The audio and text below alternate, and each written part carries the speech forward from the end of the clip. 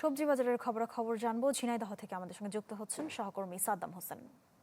সাদ্দাম, সবজির বাজারে সবজির সরবরাহ এবং দরদাম কেমন দেখছেন আমাদের জানাবেন। লামিয়া, আসলে সপ্তাহের ব্যবধানে কিন্তু সবজির বাজারের দর পতন হয়েছে, কমেছে সব ধরনের সবজির দাম।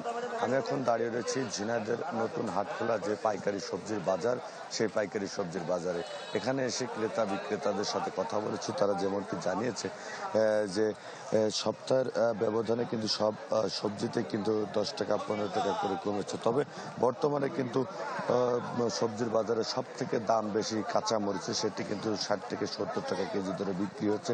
এছাড়া অন্যান্য যে সবজি রয়েছে, বিশেষ করে যে উচ্ছে, এটিও কিন্তু গত সপ্তাহে বিক্রি হয়েছিল 60 থেকে 65 টাকা কেজি ধরে। আজকে সেটি বিক্রি হচ্ছে 35 থেকে 40 টাকা কেজি ধরে। বেগুন বিক্রি হচ্ছে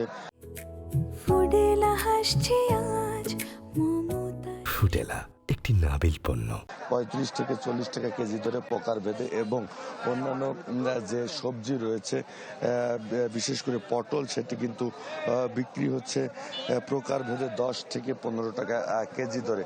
অর্থাৎ সব ধরনের কিন্তু সবজির দামই কমেছে। এর কারণ হিসেবে ব্যবসায়ীরা যেটি বলছেন যে বাজারে কিন্তু আমদানি বেশি এবং চাহিদা কম, যার ফলে কিন্তু এই সবজির দাম কমেছে এবং ফলন কিন্তু সবজিতে, সব ধরনের সবজিতেই ফলন বৃদ্ধি পেয়েছে, যার ফলেই কিন্তু এই সবজির চাহিদা কম থাকায় দাম কমেছে। এবং যারা ভোক্তা রয়েছেন তারা কিন্তু বলছেন যে সবজির দাম কম হয়, ভোক্তাদের কিন্তু স্বস্তি মিলেছে। তো আমার কাছে এই ছিল সর্বশেষ পরিস্থিতি সবজির বাজার থেকে। সাদ্দাম হোসেন, আপনাকে ধন্যবাদ।